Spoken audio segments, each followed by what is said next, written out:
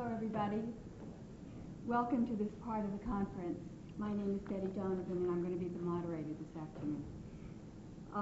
We have a new slate of officers that I'd like to introduce to you. To begin with, we had the election this morning, and our state coordinator is Brenda Adrian. Would you stand up, Brenda? Oh, all right, she'll be in. Our legislative coordinator is Charlotte Dennett. Is she here? Charlotte? Well, you can hear their names anyway. Okay. And our secretary-treasurer is Terry Ramsey. There she is. This afternoon, we're very lucky because we have all three of the gubernatorial candidates. On my far right is Governor Madeleine Kunin. Next to her is Lieutenant Governor Peter Smith. And next to me is Bernard Sanders, Mayor of Burlington. The format will be that each person will have 10 minutes to address you. And then after that, we will have it open for questions from you in the audience, which we will hope will just be a short time for questions. So that, but if you want to address one person particularly or to all three, you should let us know that. Okay, we're going to start off with Governor Madeleine Kunin.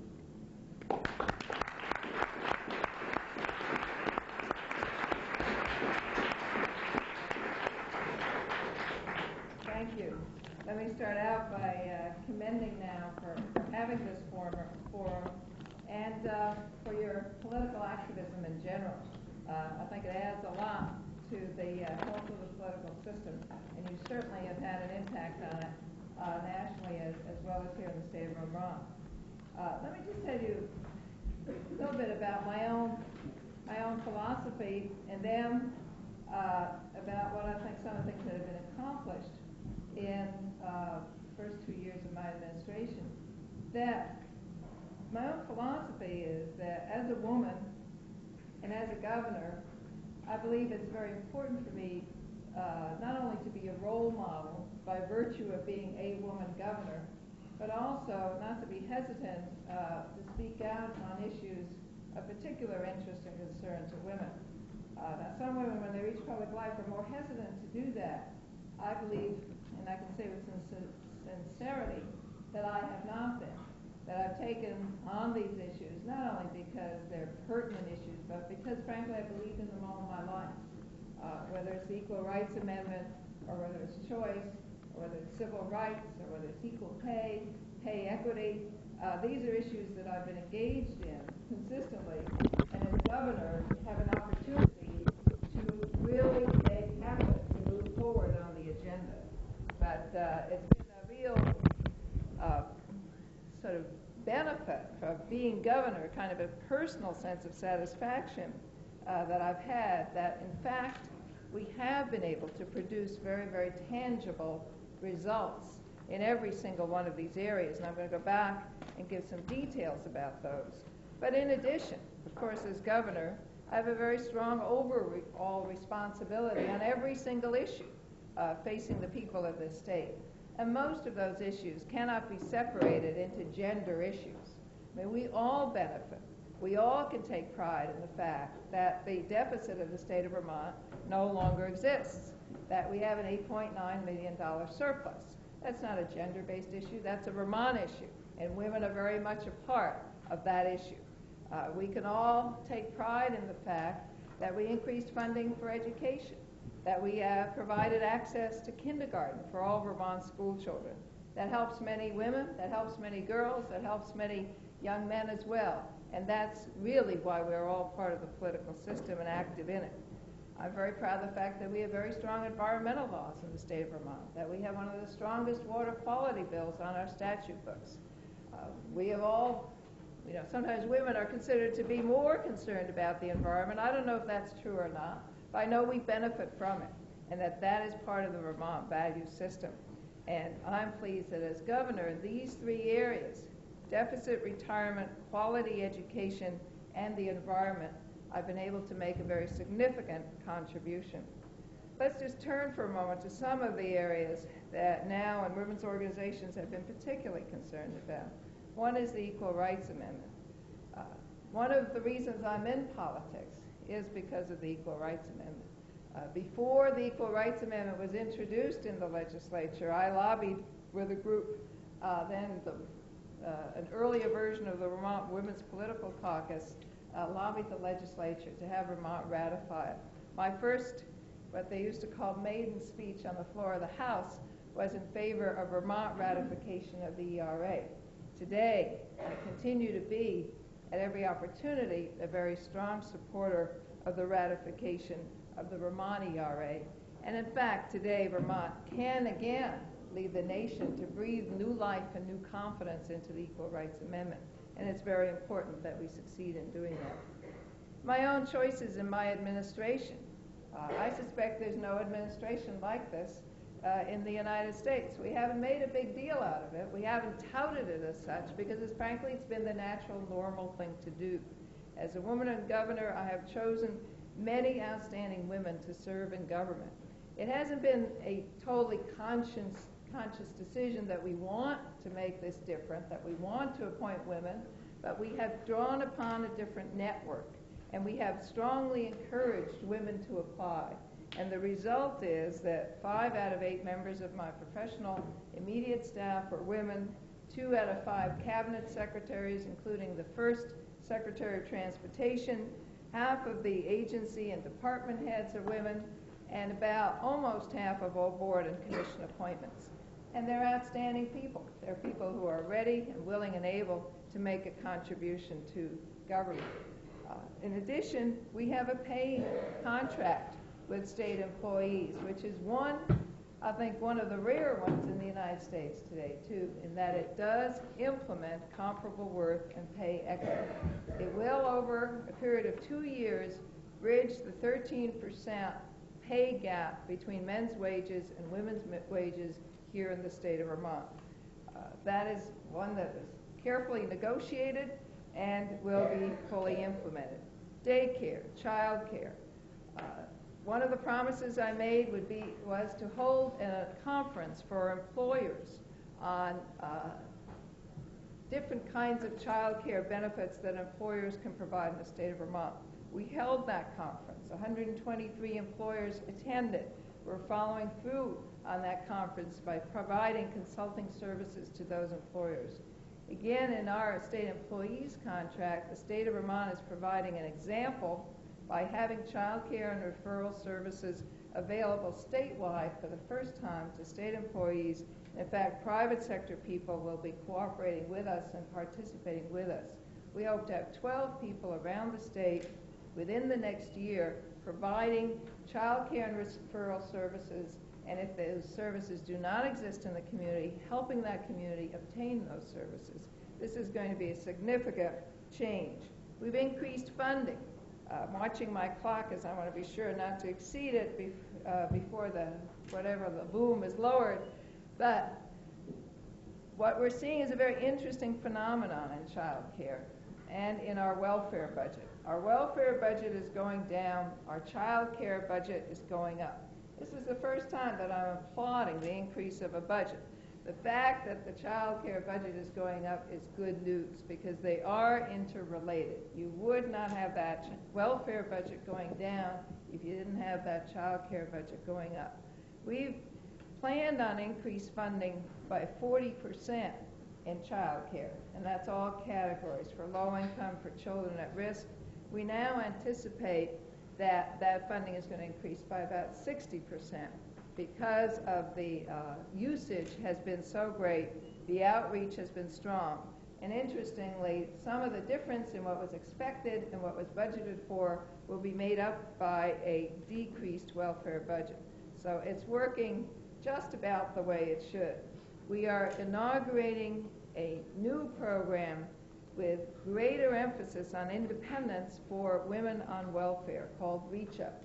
One component of that will be a significant increase in child care services for a longer period of time, plus other benefits to help 1,000 people get off of welfare in the coming year. I'm very excited about that program. That is probably the most important new initiative, at least in the social service area, to help people become independent. We know we can do it if we give people the tools and the training and the incentive and the hope to become independent. And social welfare department, employment and training, and education have broken down the usual barriers between their turfs and are working together at the top level, at every single level, to make that happen. There are other things I'd like to stress. We paid attention to teenage pregnancy, asked for money in the budget for that, formed a task force in the area of choice, made a decision not to appeal a Superior Court ruling requiring the state to pay for Medicaid-funded abortions. There have been many instances where I've been on the line on these issues, and I have not hesitated to make my position clear. But in the end, I think I recognize, just as all of you recognize, is that if we're going to provide greater opportunities for women, for girls, for children, we've got to recognize that a lot of our strategies have to be broad-based. We have to have good education, we have to have good training programs that will open the doors for everyone, and through those doors, women are marching in increasingly large and proud numbers. We haven't done it all, but in what I consider a fairly short term, I believe I've established a record that any governor could be very proud of and would be happy to appear before this organization and tell you what I've done. I also look forward to doing more. We have just begun, but we've laid the foundation for equal opportunity for all Vermonters, and that's what it's all about. Thank you.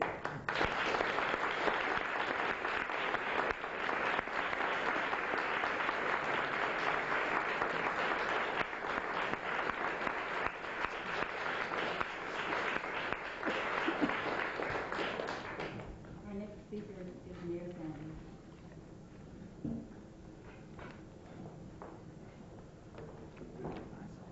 I want to begin by congratulating NOW.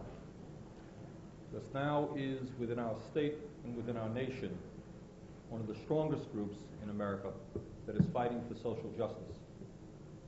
And that's what we're talking about today. We're talking about social justice, and we're talking about economic justice, and we're talking about the rights of women to be economically and socially and politically equal to anyone else in our society.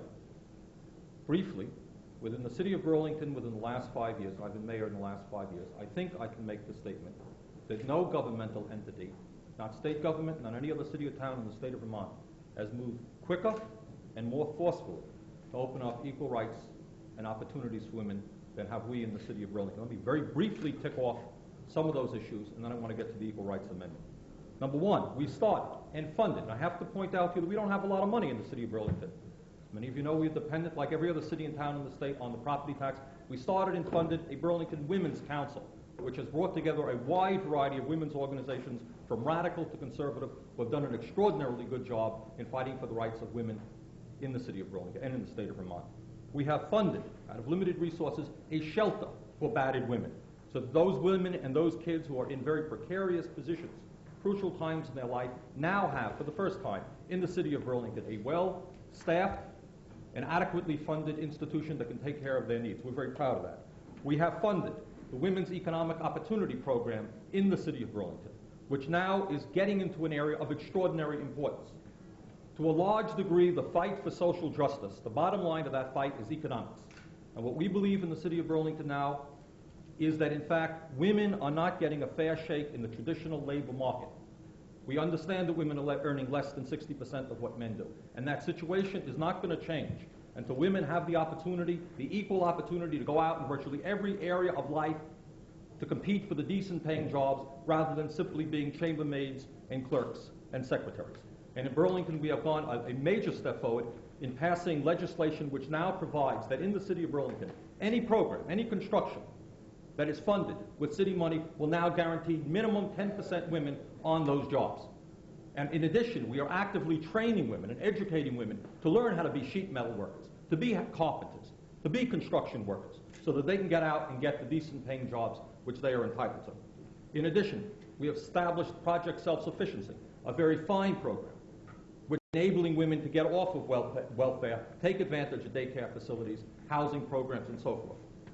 Further, I'm very proud of this also. We have established in the city of Burlington, with real money, not conferences, not talk, real dollars, one of the most beautiful daycare centers in the state of Vermont. It's in the basement of Memorial Auditorium. And those of you who know politics in Burlington understand the ferocious fight that took place to establish that. Should city government be involved in daycare? No, it's not needed. What does the city have to get involved in that? Today we have a beautiful daycare center with a sliding fee, a dedicated staff, and very long waiting list. It is working very well. In addition to that, we understand that the issue of kids, of course, it's not just a woman's issue. It's a man's issue. It's a kid's issue. But we have paid attention to the issue of kids. We have started a teen center because we think it's better for the kids to hang out and listen to their music, loud and miserable as it may be. We prefer the kids to be dancing and actively participating with each other rather than hanging out on the streets, drinking and doing drugs. We have started after-school programs, excellent after-school programs in every school in the city of Burlington. And we've done that again with very limited funding. We have passed two major anti-discrimination laws in the city of Burlington. We were the first city in the state, before state government, which said that we will do away once and for all with those ads in the Burlington Free Press which says apartment available, 4 rooms, no dogs, cats, or children. All right, that ad does no longer exist in the Burlington Free Press because we said that's absurd. Kids and parents of kids and mothers, single mothers, have a right to live in all the housing available in the city of Burlington. And we wiped out discrimination there. And we have also, as I indicated, passed a very successful Women in Construction Trades ordinance. We have also opened up city government as it has never been opened before to women in terms of administrative appointments, in terms of members on our commissions. Okay? We think we have done an excellent job. What about the ERA? What's important about the ERA? Is it simply right and just? It is. I think everybody in this room understands it. But it's something far more important than being right and being just. What the ERA is about also is economics. Okay? What the ERA is about is that it is saying and going to say that in the area of job opportunity, in the area of insurance, in the area of child care, in all areas in the past where discrimination was allowed, what the ERA will say is that women are entitled to an equal share. And that's something that they have never had before in the state. And I think, and I'm not embarrassed to say, that I think it's time we put that onto the Vermont state constitution. Now let me jump to another area and tell you what the ERA is about, in my view. In this country today, emanating from Washington, in my view, are some very unfortunate circumstances. What is going on and what is being established are a set of priorities which are harmful not only to women, and they are very, very harmful to women, but they are harmful to all of us. Is spending $300 billion on the military and cutting back on WIC programs, on daycare programs, on housing programs, on educational programs, is that a women's issue? Is that relevant to us in the state of Vermont? I think it is. And I think what the NOW group is doing and what many of us are trying to do, which is ultimately the most important thing that we can do, is to bring together a mass movement which will change the priorities in this nation. Ultimately, that is the most important thing that we can do. And the women's movement in the last 15 years in this country has been at the lead of that movement. Ultimately, what has got to happen is that working women and low-income women have got to join with all other people in society, working men, to create a set of priorities which demands that in our country every man, woman, and child has the quality of life that they are entitled to. There is something very wrong in our society when you cannot turn on the television and not see militarism rear its ugly head. Is that a women's issue? I think it is.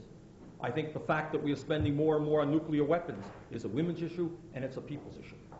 Ultimately, what I think we have got to do in fighting for the Equal Rights Amendment is to make certain that we undo the damage that has been done in this country for hundreds of years, that we make certain that women are given the equal opportunities in all areas, and that simultaneously, we move forward in what in fact is the struggle for survival of the human race.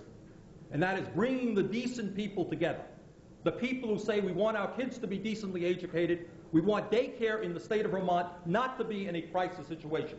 Let's face the facts about daycare in the state of Vermont. Every study indicates that we don't have anywhere near the availability or the affordability, the kinds of funding for daycare that we need. Families are spending outrageous percentages of their incomes to send their kids to decent daycare. Why aren't we adequately funding daycare? Why aren't we adequately funding ANFC? Why aren't we adequately funding all of the programs that low-income people need?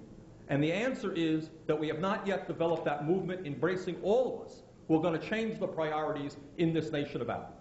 That's what the Equal Rights Amendment is an important component of. And my feeling is that together, what the fight is, and let's not kid ourselves, let's not ignore the fight. Let's not ignore what's going on in Washington. You may not want to talk about it because it's frightening. It's frightening to understand that a handful of giant banks and corporations own this country. Some of you may have seen recently the study that came out of Washington talking about 2% of the population owning 35% of the wealth of this nation. Is that an important issue? You're damn right it's an important issue. Because those are the people who own the economy. Those are the people who protect themselves economically against the advances of women. And we are not going to make changes. The kids are not going to get a fair shake. Women are not going to get a fair shake. Men workers are not going to get a fair shake unless we stand together and make those changes. And I think the Equal Rights Amendment is right there, right in the middle of what those changes are about. And I'm proud to join with you today in support of that amendment. Thank you.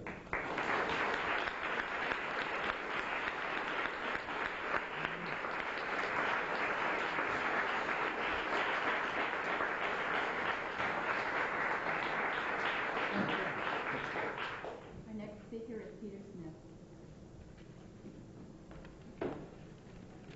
As we are here today on the first Saturday after Super Tuesday, hello Senator, how are you? I think we have a couple of things to celebrate. First of all is that the progress that was made on Tuesday at the polls across this country has moved us, I think, a giant step towards a time when the electoral process is going to be sex-blind also. You just can't look at what happened and not see the progress that is made at the polls in this country. Some of you may not have considered this, but I want to have you understand that even here in Vermont, it could be that we would have a woman who is governor and a woman who is lieutenant governor after the 4th of November. Now, I have a certain feeling about that, and I'm going to try to have it be slightly different.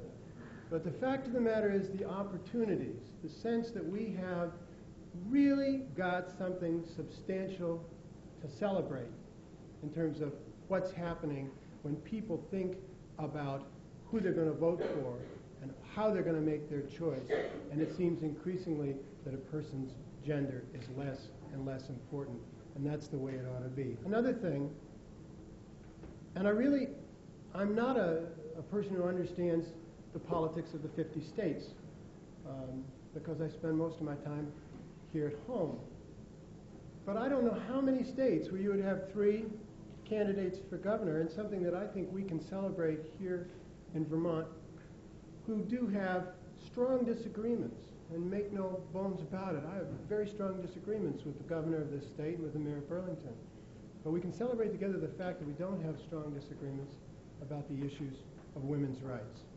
I don't know how unique that is, but it makes me very proud to be a candidate in this race. And it makes me very proud to be a Vermonter who's involved in politics. As that person, I stand before you as a candidate for governor, of course. I stand before you as a longtime supporter of women's rights.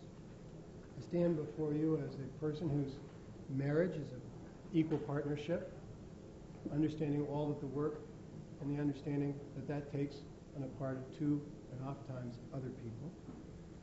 I stand before you as an adult and a professional who has consistently in his adult life supported a woman's right to choose, the Equal Rights Amendment at the state and at the national level, educational opportunities. One of my more dubious distinctions is to when I was at the Community College of Vermont, which is now, other than the institution at which we are meeting, the largest institution of education in the state of Vermont, and we had a tentative action brought against us by the Office of Civil Rights in the early 1970s because they had found that we were over-employing women in relationship to some ratio in top administrative positions.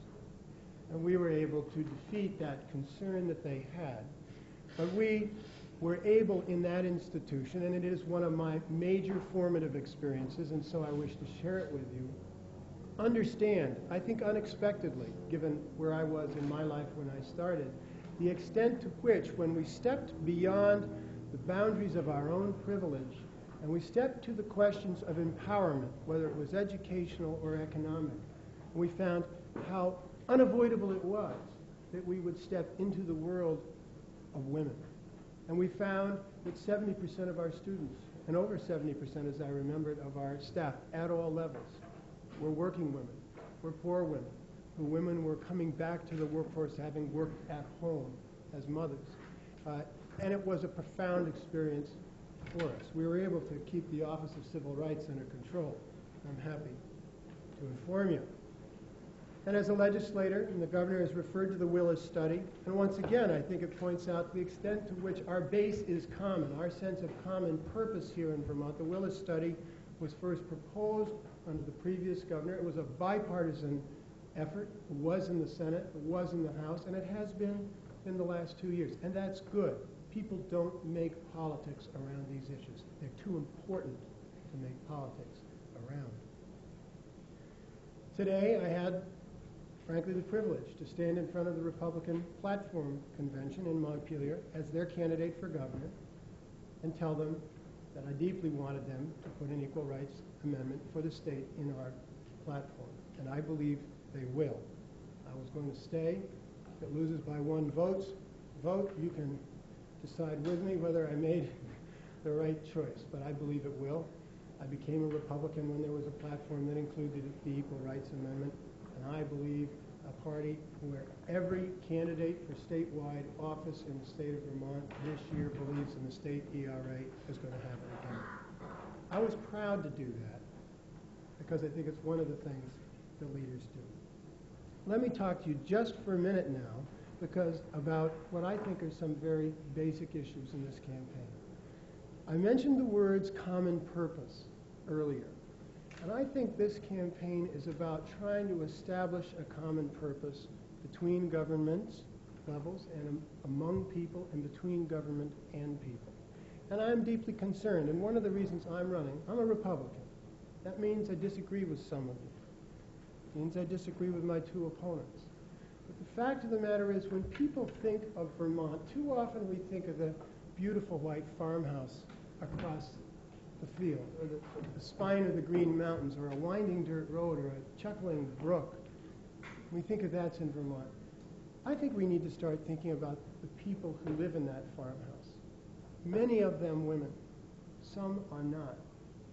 They are caught right now. They are caught between one of the highest tax burdens in this country, and they are amongst the lowest paid in the aggregate in this country. They are generous disproportionately with their own wealth as they pay taxes. It's a remarkable story. Vermonters have always been willing to support public institutions.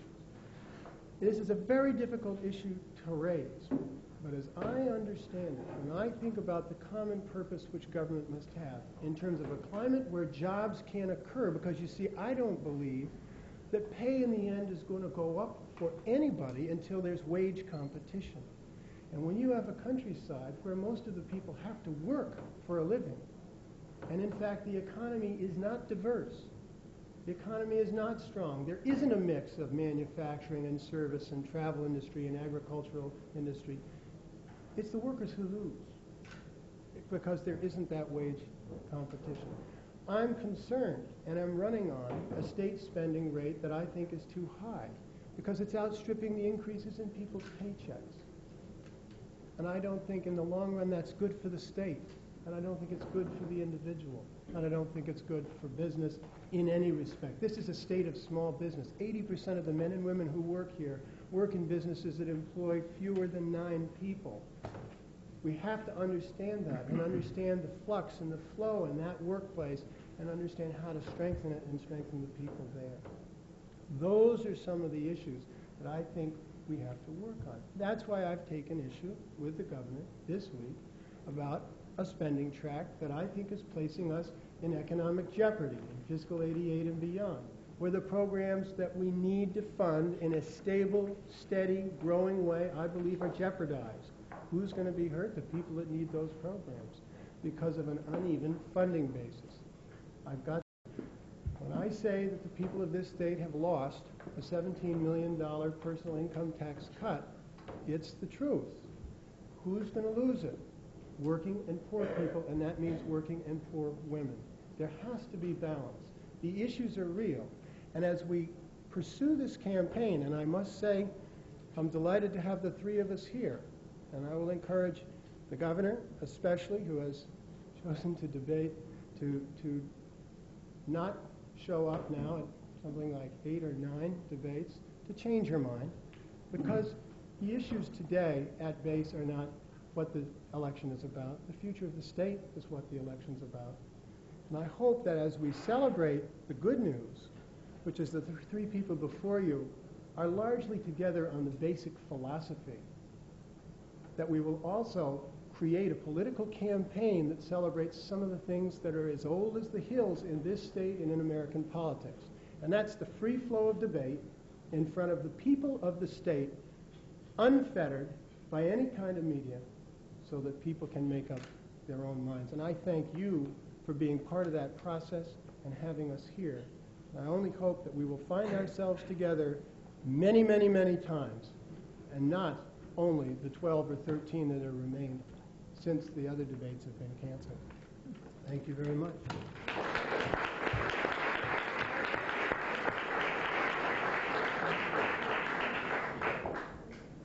The next part of the program are your questions. So who has a question they'd like to direct to one of the people here?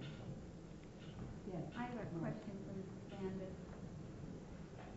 We have clear-cut Republicans and Democrats, marvelous and mighty woman governor. And you have been accused of being a spoiler. And I'm really concerned that people who might have voted for Governor Kunin will vote for you. Why did you choose this time to run for office? Did everybody hear the question? No, please. Do you want to stay? It's an important question. Maybe you might want to stand up. I need to know why Mr. Sanders chose now to run against our very fine governor. And we waited a long time to have her, and she's paid her dues.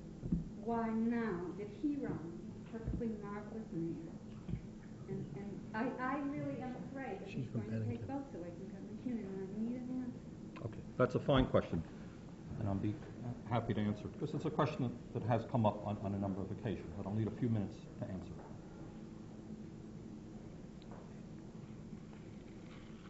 I've been active in political life in the state of Vermont for the last 16 years. And I've operated outside of the Democratic Party, Governor Kunin's party, and the Republican Party, Mr. Smith's party, because I have believed, as strongly as I believe anything, that both on the statewide level and on the national level, neither of those parties, and in this case, neither of the candidates, are doing what has to be done to represent the needs of the vast majority of our people. All right? On the national level, I am scared to death that with the Democrats and the Republicans in Congress, we are spending more and more money on military hardware, on nuclear weapons, and you had a bipartisan support to destroy the people of Nicaragua simultaneously with major cutbacks in every important program in this country that affects women, children, working people, and the elderly people. And I am absolutely scared to death that unless people begin to stand up and call a spade, talk about what really goes on in this country, the degree to which both parties are dominated by people who have tremendous sums of money, who could care less about the average people, that unless we begin to break away and talk about real life and organize poor people and working people and farmers, that we're going to continue on down the path of greater and greater concentrations of wealth, more and more war, and more hardship and terror for the poor people and for the women of this country. Now, I have to tell you that of all of the accomplishments that we have brought about in Burlington, and I thank you for your compliment, I'm very proud of what we have done. The most important thing that we have done, which is unique in the United States of America, we have taken on the Democratic Party, which used to run the city of Burlington. We have taken on the Republican Party, and we have beat them both. This is the only city in America which now has a third-party government. And I have to tell you that I get calls and letters from all over the United States of America where people tell me, you know, what you people have done in Burlington, you've taken on the establishment, and you've taken on the local media, and you've taken on the business community, okay? You have taken them on, and you've made the fight for working people and poor people. You have given us a glimmer of hope that the political system in the United States can yet bring about important changes. I have nothing personal against Madeleine Kunin. I've known Madeleine for years, nor Peter Smith, okay? I like them both. They're honest, hard-working people.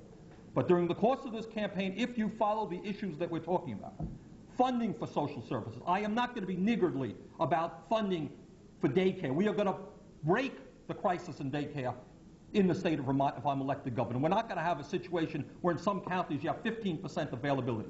And we're going to get teeth for the old people in the state of Vermont who don't have teeth. And we're not going to talk about cutting programs when we understand that we have a tax system which is grossly unfair because of Reagan, our tie-in, our coupling with the federal system. So to answer your question, I would not have entered this race, not from the first moment, unless I thought that I could win. I thought that I can win, I think that I am going to win, and the campaign is going well. I am not here to hurt Madeleine Kunin or to hurt Peter Smith, and in fact, Peter Smith may have a different point of view than you do about the impact of my candidacy. I am in this race to win. Thank you.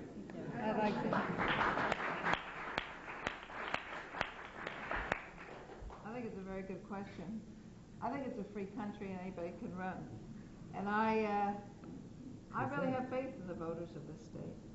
I think that they will examine the record that I presented. And not simply because I'm a woman governor, but because of what I have done as governor. And I think it's all of our obligations to present that case to the people of this state. Vermonters are very discerning. And you know, it's no sin to be a member of a party, be it a Democratic Party or a Republican Party. It is no achievement simply to run as an independent. I don't know what party you do represent, but I realize you're an independent. But simply, the party also gives you certain accountability and a certain discipline, and is part of the democratic process as well. But I would like to also talk a little bit in response to one of the comments. There are real dollars, your real dollars, going to child care in the state of Vermont today. $3.5 million go into child care in the state of Vermont. So we are not talking about simply ideas. We're talking about what we're doing right now. There are about 1,500 families who are benefiting from child care in the state of Vermont because we are involved in it. And I have continued that commitment and will continue that commitment, absolutely. And let me also pick up on something that Mr. Smith said, Lieutenant Governor Smith, in terms of debates. We have 20 debates and forums between us, amongst us. I guess there's 3, my English teacher told me to say amongst. 6 of them on television, 2 of them statewide radio debates, and 12 other forums. I have not canceled any forums or debates. Some people expect you to come when you invite them and they put your name on the invitation. But I have not said yes to anything that I have reneged. I fully believe in that. I don't think there's another candidate that is having that many forums and debates, certainly not in the other statewide races.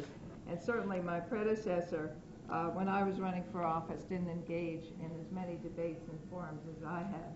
I have absolutely no apologies. I'm pleased to meet with you guys anytime.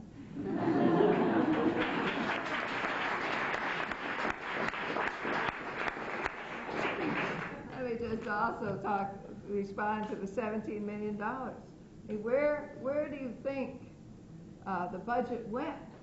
The budget that the Lieutenant Governor presided over, that passed unanimously on a voice vote, maybe Gerald Morse said no, that budget in the Senate paid for education, paid for child care, paid for child abuse workers, paid for people to administer Act 250, and reflected the needs of the people of this state. And most of that increase, 50%, more than 50% of that increase, went to pay for state aid to education, for the current use program that helps farmers, and for property tax rebate. Where were you when those things were debated? Did you propose cuts on the floor of the House or the floor of the Senate? Or did you get your party to launch a counteroffensive? If it was there, I didn't hear it. I don't apologize for that because those investments were good investments. I go back, this seems to happen when we're together. One person says, I don't spend enough. We should be spending much more money on all of these things. And the other opponent tells me, I spent too much. I think we did what was right. We got rid of the deficit, we created a surplus, and we made an investment in the future of the people of this state through education and the programs that we need and continue to endorse. Thank you. Yes. Oh, thank you.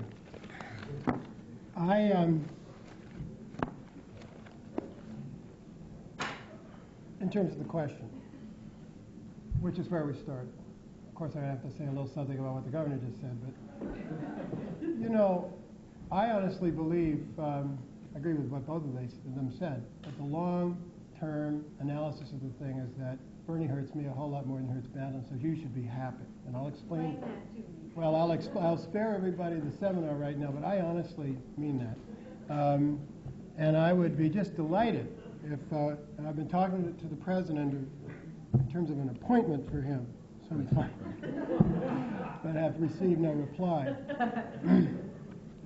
Really, the differences between us or among us, as the governor pointed out, are what make this race so compelling and so interesting, and I think so important about the future of this state and the future which people of this state have. I'm making a very simple proposition. I don't think, and we will be talking for the next 7 weeks about the economic situation in this state, I don't think we can afford to try to buy our problems out. That doesn't mean that we can't have progress. We have the only and a major proposal for how to finish the regionalization of mental health services, get people in need of care back into their communities, and do so without new money. It's innovative, it's interesting, and it'll work. The problem is, with both of my opponents, is that when they see a problem, they think it takes always new money, more program to fix it. I want to get inside and do what we did at the Community College of Vermont, quite frankly, and in some other places. Think about a different way of doing business. And we'll have those proposals in education and in human services. Not to retreat from the commitments which this society has made through government to the people. Not in any way, but is really to bring those commitments home. So you have 2 or 3 different ways of going at it. But I promise you, that when my proposals are on the table, they're going to be more than just politics. They're going to be innovative, they're going to be exciting, and they're going to be a way to bring some of those commitments that we in fact have been hanging fire on home. Now, I never argued for a minute with the governor about certain aspects of her spending. It is not whether or not the need was real. My argument is that we broke a commitment to the taxpayers, the men and the women of this state, when we spent that money. And the fact of the matter is that every time you bring it up, Governor, I will respond. We were on the record from the beginning. I don't know how much more specific you can be than to say spending should be limited to 6%. Until the deficit was paid off. It's paid off, Excuse me, Peter. we can talk together or we can talk off. one at a time. You missed In the fact, point. You missed the year. you were out of town when that bill was passed. No. But the fact of the matter is that we broke a commitment, Did and in not. fact, Did not. I will tell you that that's the kind of thing that causes people confidence in government. We're going to talk about it all fall, so stay tuned. Okay, our time is really limited, so if you have a question and you just to direct it to one person, I would like to recognize. I have a question myself here. Yes. This is a question specific to wage discrimination against women, and it doesn't need to go broad. But Peter Smith, you said that wage competition is necessary for wages to go up. I began to think about this cutthroat wage competition and the free market answer our needs for women getting higher wages, or what kind of specific kinds of solutions can any of the candidates offer for the fact that women's wages are less than men's? And I'm not only talking about that women should go to be carpenters, but secretaries aren't being paid enough. That area of the kinds of innovative kind of solutions to getting women's wages right. And Peter, you brought it. You were the one who set that off. I'll be very good. I'm talking, when I say wage competition, I'm not talking about a cutthroat activity that leaves people out. I'm talking about the fact that in some parts of this state we have jobs looking for people. In other parts of the state, we have people looking for jobs. And in the latter situation, the wages are much lower. There are some places where we need to create an economy to begin with, build a base that isn't there. That's what I meant by it. My point is, any place I can see, any time I can see a way to make progress in the way we made with the Willis study in the state of Vermont, and I was a lieutenant governor and a state senator when I was going and I supported it, I'll do so. But I believe, in the end, that if you want to drive, in general, the wage base up, you've got to create it, and you need diversity, not all farming, or all service, or all this, or all that. You need diversity and ruggedness in the economy. That was my point. I have a question. I want to ask all three of you. All three of you are stating that you're for the Equal Rights Amendment. I heard you say it. Okay? Now, the opponents of the amendment are not probably in this room. They're out there someplace. And also, you're aware, and we're aware, that this is the only state in the nation that this Equal Rights Amendment is up for a vote. The only state. All right? This Equal Rights Amendment is extremely important to this nation, not just to Vermont. And I appreciate the fact that all three of you are running for governor, and I think that the governor's post is very critical, and it's very important in this state. But believe me, because you're running for governor, and there's 2 or 3 guys running for the Senate, and everybody's running for something, we're having a heck of a time raising money. The coalition is having a heck of a time raising money, and we need your help bad, because the opposition, they can get that money any place and any time, and they're bringing it in here by the box loads. What is your question? So the question is, will you help us? Will you speak out for the amendment when you go around the state, and will you help us raise money? That's the question.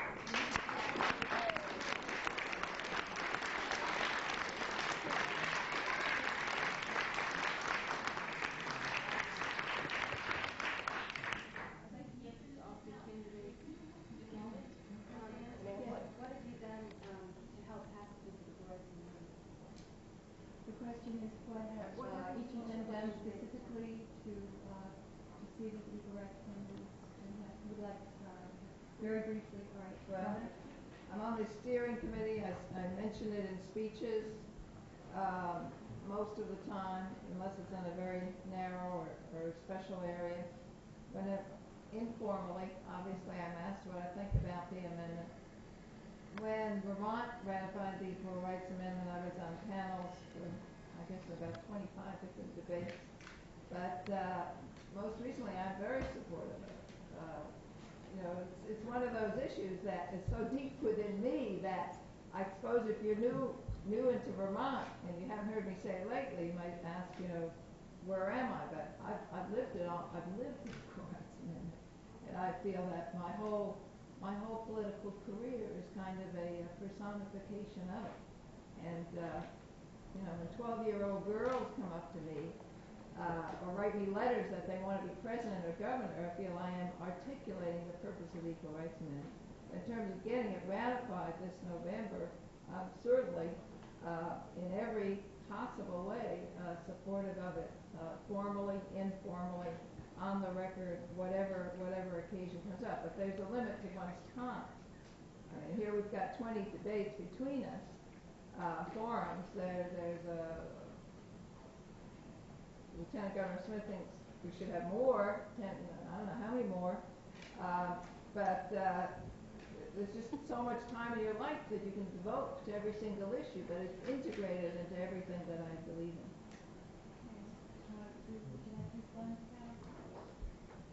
I think in the end, we've all are and have done the same thing. I'm on the Coalition Steering Committee. I'm on the board of the men's group. I've cut tapes that have been showed at fairs and as campaigning. I think much of the action this summer has been at the county fairs, and I've made a point of going not only to the RA table, but the not the RA table, and trying to talk with people and talking to people around the fairgrounds. It's a matter of carrying it with you and trying to educate. I really think trying to look for the ways to create context so that the Equal Rights Amendment becomes part of a larger discussion and not seen in isolation. And I think we're all doing the same thing. But those are the things I've done. So. Okay, very briefly, I think if you will examine our main piece of campaign literature that we've been passing out around the state, very proudly and definitively states in there that we're supporting actively the ERA. In Burlington, I'm very proud to tell you that the elected officials of Burlington City Council, if I'm not mistaken, unanimously voted for the support of the ERA. And the support of the ERA and the victory of the ERA is very much part of my campaign. Good. Yes. I'd like to return to the question of wages because I didn't hear the other two candidates speak about it. Specifically, we learned today in our workshops that the overwhelming majority number of Vermonters that are earning a minimum or sub-minimum wage are women. And whereas we understand that there was a bill that passed that raised the minimum wage by 10%, our question is, I think many of us... 10 cents. Oh, I'm sorry, 10 cents, yeah. Sorry. I think the question on many people's minds is this enough of a living wage for women when increasing number of women are sinking into poverty in Vermont, and a study has been done to show that the overwhelming number of Vermonters that are hungry are women. So my question is, what are the candidates going to do to help push that minimum wage up higher? Can I take some of this? Yes. Okay. Several months ago, we made a statement very loud and very clear that we consider the $3.45 minimum wage right now and the $3.55 and the $3.65 that will be happening in the next 2 years is totally inadequate. People cannot live on $3.45 an hour. And what we have proposed, and I have to tell you, some people, my opponents may think this is a terribly radical proposal. I consider it a conservative proposal. We said let's raise the minimum wage to $4 an hour now, $4.20 the next year, and $4.40 the following year. And you know what that radical increase will bring us back to? It'll bring us back to the purchasing power of the minimum wage worker 10 years ago. That's where it'll bring us. So I think we've got to raise that minimum wage and raise it immediately. Let me please answer that. I support raising the minimum wage, and after we go through this 3-year cycle, I would support a further increase in the minimum wage. But I think you cannot solve your problem by raising the minimum wage. We did a analysis of what a mother with 2 children has to earn in order to support those 2 children at $6.25. And that has to be our goal. And that is the goal of the Reach Up program. Not simply to get a minimum wage job, but to have the training and skills to get a decent paying job. And that is one reason why people are often hesitant to leave welfare, because they are, in some instances, less well off as a result. I think that kind of Reach Up program, training programs, educational programs that bring out people's capabilities, enable them to make the most of themselves, and hold down the good jobs is the long-term strategy you have to use. Things like the pay equity program, the comparable work. And the reason women are in those low pay scales is because you have pink ghettos or whatever terminology that you want to use. And we have not paid equivalent wages for people in the nursing profession. Women will still and should continue to be nurses, and they will continue to be secretaries if they so choose. They perform very important functions in those roles. But we must be certain that they get an equivalent kind of wage as men who are driving trucks and men who are performing janitorial services. And that's the value system that we've got to change in this society. And one way to do that is through comparable work. Short answer, partly the minimum wage, but that is only a stopgap situation. We don't even know how many people are earning the minimum wage in the state of Vermont. It's going up, we know, because of those shortages in labor. Long-term answer is pay equity and education, education, education. We have time for one more question. Does anybody have a question they would like? Are you going to help us raise money? All right. I see that in our audience we have an ex-governor, and I'd like to recognize Richard Snelling. Would you like to say a word? Sure would. Good. The answer is yes, Jack. That's what my wife and I have been doing for a long time. I'm here to make a common cause with you and to share personal feeling. My mother was the 3rd female patent attorney in history. And even after she had every legal right to practice, she was discriminated against. You can't grow up with discrimination against your mother and not feel it. My wife runs her own business. But from time to time, people have not understood why she felt that she should have her own credit. There were people who were brazen enough to ask why she wasn't willing to simply use the credit that her husband had. My daughter is a professional woman. She was an administrator in education in New York City, and one of her tasks was to negotiate with the building trades unions. She'll never forget the time that she came in to sit with a group of folks, and she said, "Let's start," and somebody said to her, "No, lady, we'd rather wait until your boss comes."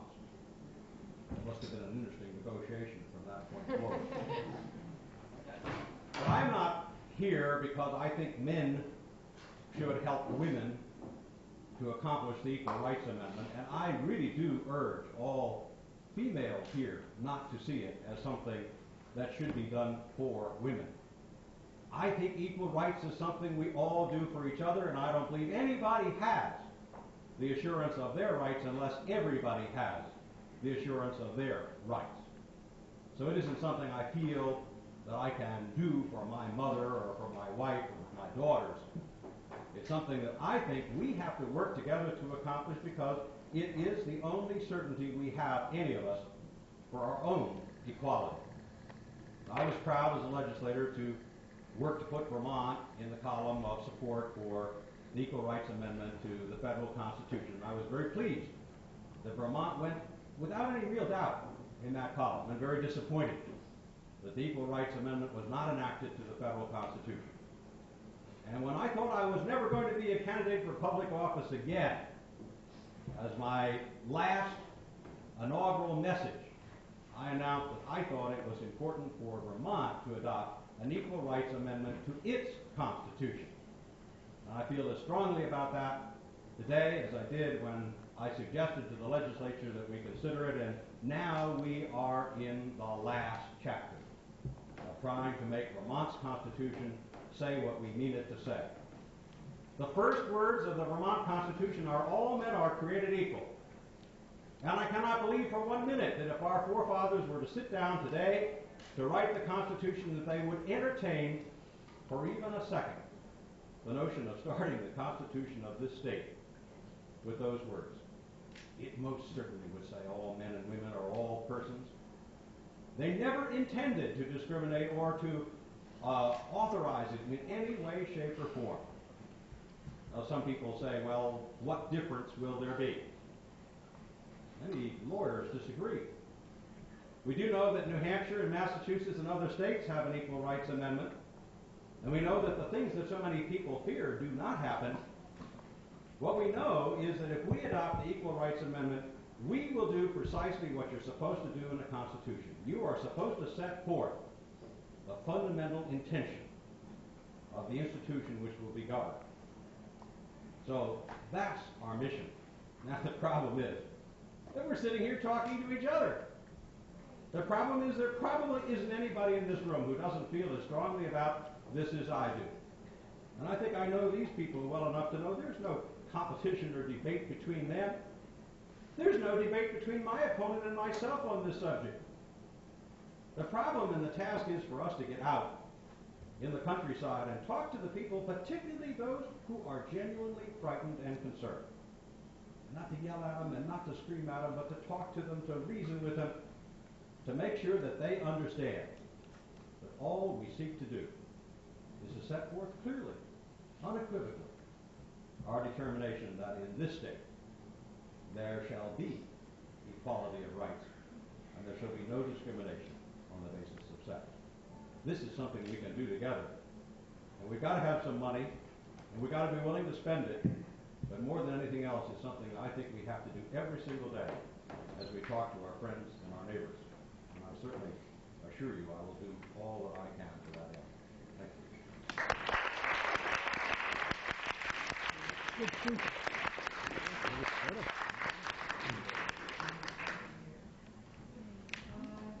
Also in our audience today is Sally Conrad, a state senator. Would you stand up, Sally?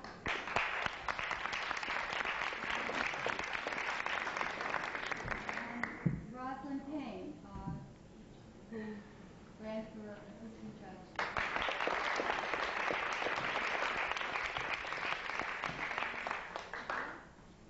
Okay.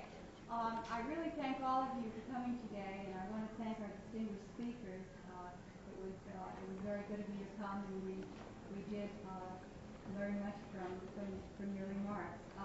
After this, we're going to be having some words from our president of now, Ellis Meal, will be talking in about 10 minutes. So that was one of the reasons why I wanted, we didn't have too much more time for more questions. But I really thank all of you for coming this afternoon. I hope you can stay for listen to all.